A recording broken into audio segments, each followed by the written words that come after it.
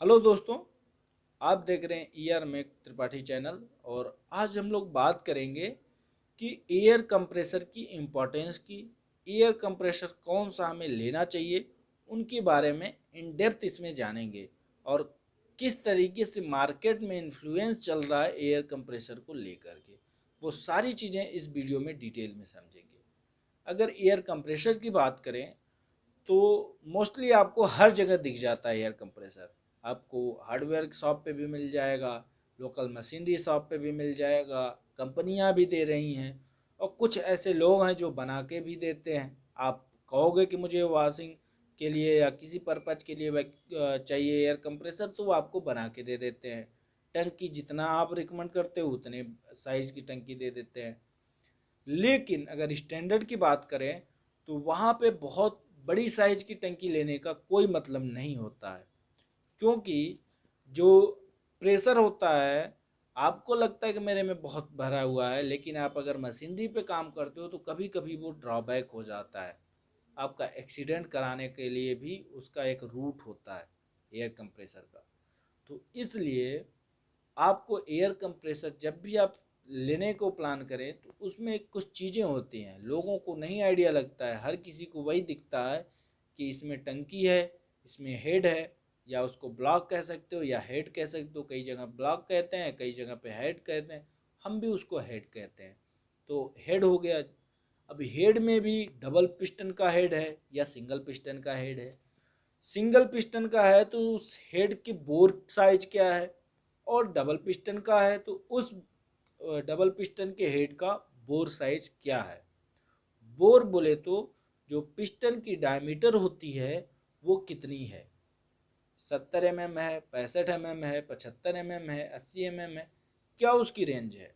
उस पर डिपेंड करता है हमारी परफॉर्मेंस पे कंप्रेसर की। और दूसरी चीज़ अगर बात करें तो आपकी उस हेड की रिंग कैसी है, रिंग की क्वालिटी क्या है। अगर आप नॉर्मल चाइनीज़ ब्लॉक को देखोगे, ज़्यादातर मार्केट में जो इंडियन मार्केट में है वो चाइनीज़ ब्लॉक है, जो आप नॉर्मल हर जगह पे देखते हो। जब भी आप अपने लोकल शहर में जाते हो या मशीनरी शॉप पे जाते हो तो वहाँ पे भी लोग एयर कंप्रेसर रखे होते हैं। लेकिन वहाँ पे प्रॉब्लम ये होता है कि हेड की जो क्वालिटी है वो बेटर नहीं रख पाते हैं, क्योंकि आपको प्राइस देखना होता है। अगर वो बहुत प्राइस अगर आपसे लेने लगेंगे तो उनसे आप माल नहीं लोगे। इसलिए वो प्राइस को कम करते हैं, तो क्वालिटी को इवन कम करना होगा तो वो क्वालिटी को भी कम कर लेते हैं। इससे क्या होता है, तुरंत में आपको फ़ायदा हो जाता है, लेकिन उनका जो मार्जिन है वो उतना ले लेते हैं। अगर उनकी बात करें, उनको 2000 मिल रहा है एक कंप्रेसर पे सपोज, तो वो 2000 आपसे लेंगे। आपको भले वो 40,000 का दे रहे हैं और दूसरा आदमी आपको 45,000 का दे रहा है, आपके लिए वो 5,000 फ़ायदे में है, लेकिन उनका जो मार्जिन है वो 2,000 45,000 का भी बेचते तो पाते, वो 40,000 की भी बेच के पा रहे हैं, तो उनके लिए कोई प्रॉब्लम नहीं होता है। तो ये चीज़ें हम एज ए कस्टमर नहीं समझ पाते हैं, लेकिन हम लोग फेस करते हैं। हम लोग कस्टमर को डील करते हैं, मशीनरी देते हैं, सर्विसेज करते हैं, तो हमें आइडिया होता है और किस तरीके की तकलीफ़ उनको झेलना होता है ये भी पता होता है। अगर आप नॉर्मल हेड की बात करोगे तो आप साल भर अगर चला लिए, किसी भी पेट्रोल पंप पे चला लिए या आप अपने शॉप पे ही चला लिए, तो उसकी सर्विसेज इतनी हो जाती है कि आप उससे परेशान हो जाते हो। हर एक बार जो भी बंदा आपका वहाँ से आए, लोकल भी आएगा, तो 3 से 4 हज़ार रुपये की आपकी सर्विस करती है। ना हो तो आप कभी भी बाई डिफ़ॉल्ट जा कर के पूछ सकते हो, तो 3 से 4 हज़ार की वो बजट मारते हैं। तो 3 से 4 हज़ार की अगर बजट मार रहे हैं तो वो अगर लॉन्ग टाइम के लिए आप देखो तो आपको जो 55,000 का मिल जाता, 50,000 का मिलता है, वो आपने 45,000 का ले लिया, लेकिन उसमें आपने लगा कितना दिया आफ्टर 2 ईयर, आप शायद उसमें 20,000 रुपये इन्वेस्ट कर दोगे। और अगर वो चीज़ें पहले ही प्रॉब्लम नहीं लाओगे, 20,000 तो इधर से कर दिए, उसके साथ साथ आपकी जो ब्रेक हुआ उससे जो प्रोडक्टिविटी रुकी, या कहे तो काम करने का जो एक्शन है वो डाउन हुआ, उससे भी पैसे नुकसान हुए। जैसे 2 दिन कंप्रेसर ख़राब हो गया तो 1,000 रुपये गए ना, 500 रुपये गए ना, तो ये भी तो एडिशनल हिडन हमारा कॉस्ट है।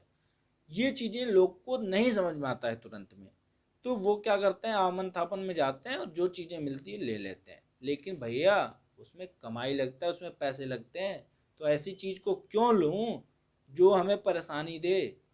क्योंकि हम जब भी बिजनेस करने जाते हैं तो हमें बिजनेस को लेके परेशान होना है, मशीनरी को लेके नहीं। लेकिन लोग क्या करते हैं कि बिजनेस को भी लेके परेशान होते हैं, मशीनरी को भी लेके परेशान हो जाते हैं। वो इसलिए हो जाता है कि आमन थामन में जल्दीबाजी में ले लिया मशीन, कहीं से भी थोड़ा सा पैसे कम मिले तो उन्होंने उसको रिकमेंड कर दिया और वो चीज़ें वो बाई कर ली। तो ऐसा नहीं करना है, इसलिए ये वीडियो को लेके आने का हमारा इंटेंशन था। तो आई होप कि आपको ये चीज़ें क्लियरिटी हुई होगी। और चीज़ों की बात करें तो आपका मोटर होता है, मोटर भी आप जानते हो कि बाइंडिंग कॉपर की होती है, एल्युमिनियम की होती है। एल्युमिनियम की बाइंडिंग जो होती है वो कॉस्ट इफ़ेक्टिव होती है, मतलब आपकी जो रेंज होती है वो अगर नॉर्मल क्रॉम्पटन की मोटर एल्युमिनियम की 13,000 की मिलेगी तो वहीं 15,500 की आपकी कॉपर की मिलेगी। तो इतना डिफरेंस है। अरे वही वो 2,000 2,500 रुपये आपको कंपनी ही कम करके दे रही है तो आपको लगता है कि यार बेहतर है, अब तो पैसे हमें कम मिल रहे हैं। ऐसा नहीं होता है। तो ऑल अगर बाइंड अप करें, और सबसे इम्पॉर्टेंट चीज़ कि आपकी टंकी जो है वो किस वेल्डिंग से बनी है, मिग वेल्डिंग है या आर्क वेल्डिंग है। आर्क वेल्डिंग आपको घरों में यूज करते हो, जैसे कोई भी डोर का बनवाना हो गया या कोई भी गेट बनवाते हो आप, तो वहाँ पे आर्क वेल्डिंग से होता है वेल्डिंग। लेकिन जो इंडस्ट्रियल यूज होती हैं, कंप्रेसर हमारे इंडस्ट्रियल यूज पर्पज़ में आता है, सेफ्टी ड्रिवन है। अगर मान लीजिए कि खुदा ना खास्ता है एक आध बार वहाँ पे विस्फोट होता है तो कोई भी हिडन प्रॉब्लम फेस कर सकता है, एक्सीडेंटल केस होने के चांसेस होते हैं एयर कंप्रेसर में। इसलिए वहाँ पे क्वालिटी मैटर रखता है। क्वालिटी कैसे बेहतर आएगी, जब उसकी मिग वेल्डिंग होगी।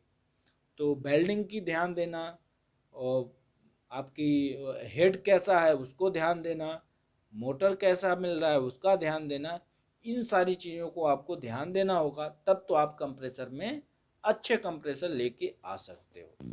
ये तो रही बात ध्यान देने की।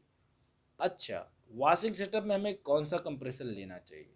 अगर मैं बात करूं कि आप सिंगल हॉस्ट की अगर इंस्टॉलेशन का प्लान कर रहे हो लगवाने का, तो आपको 3 HP का एयर कंप्रेसर लेना चाहिए।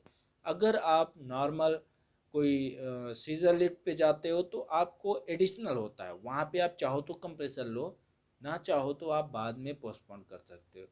वहाँ के लिए मैंडेटरी नहीं होता है 3 HP, आप चाहो तो 2 HP 1 HP या उससे भी छोटा कंप्रेसर अगर मिल रहा है आपको तो लेकर के नॉर्मल काम कर सकते हो। अगर आपको मिसलेनियस वर्क करना है, जैसे वॉशिंग के साथ डेंटिंग बेंडिंग का भी काम कल को करना है, तो आप कम से कम 2 HP का लेकर के आए कंप्रेसर। तो thank you to all my viewers, best wishes to you.